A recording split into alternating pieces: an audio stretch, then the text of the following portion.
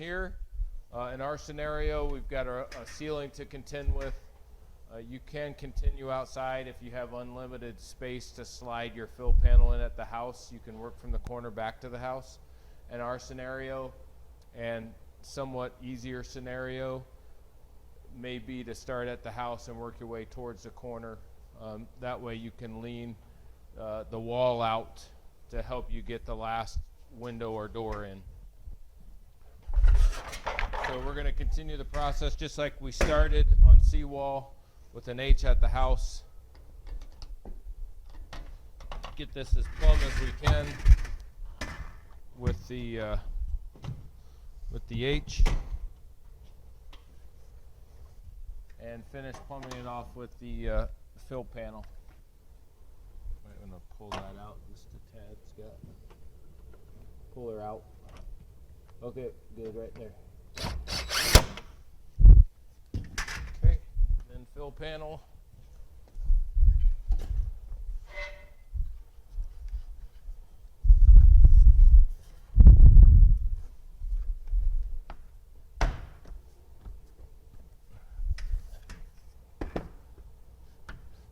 Looks good.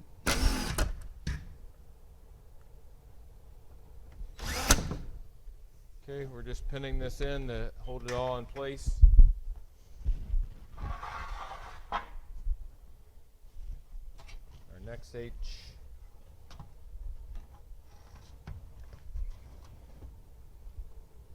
That's good. Good right there. Good there. Yep. Just make sure you hold it out a little bit. Yep. Good.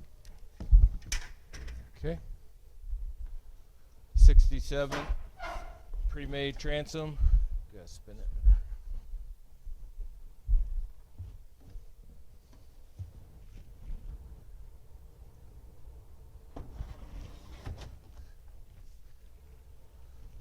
Slides right in. Some of you veteran installers that may be watching know what it takes or has taken in the past to build the transom units on site. Give your measurements to your install manager, have them order the glass size, come back weeks later, sometimes to a laundry list of punch items to complete. Here, with the pre-made, pre-glazed transom, we never have to come back. Hopefully never have to come back to the site.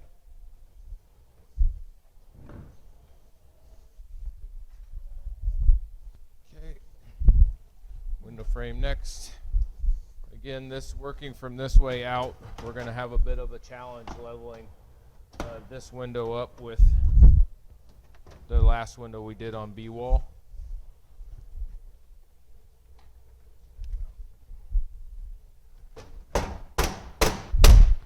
But we're just going to pin it in for the time being until we get the next one in, and then we'll level around that way. Makes it a little bit more difficult.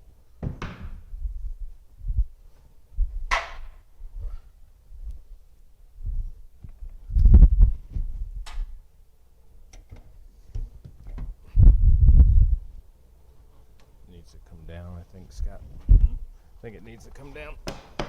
There we go. Okay. Now we're going to put one pin in the bottom of this H to hold it in place while we get the next unit in, but we're not going to pin the frame into the H. Go ahead. Because the chances are we'll probably have to raise or lower that frame to meet the next unit. Okay. Now in this unit, we can lean the corner post out to get this in here. Start up high where you've got the most room. Get it in, slide it down. Slide it down together. Kind of goes easier that way. Get one side started with the putty knife. And the rest should slide down in.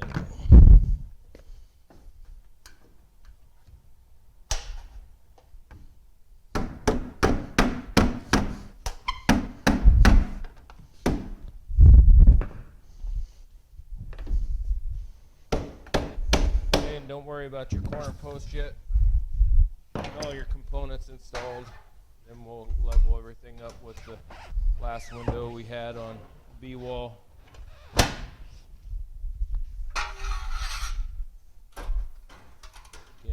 turn her up. Take the inside.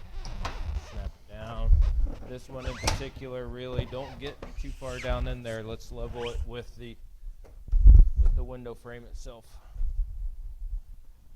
Okay, again on this one, putting in this last frame, we want to start up high. We don't want to pull all of our components out of our corners and our H's.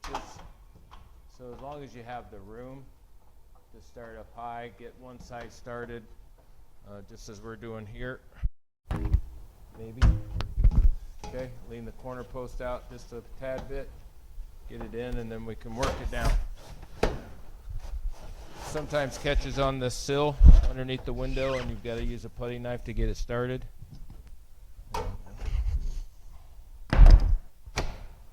Okay. Then we're going to work off of the last window here that we installed on B wall.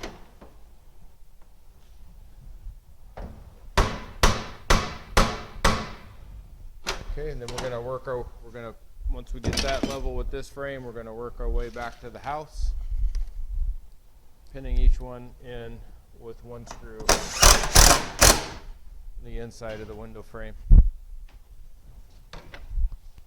Okay, we need to come down ways on that side. That's pretty good right there, Scott. And pin that in.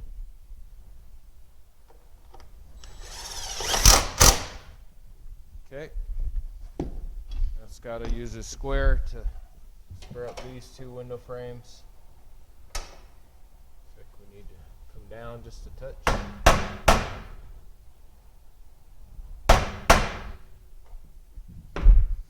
Good. We can screw that one in, one at the top.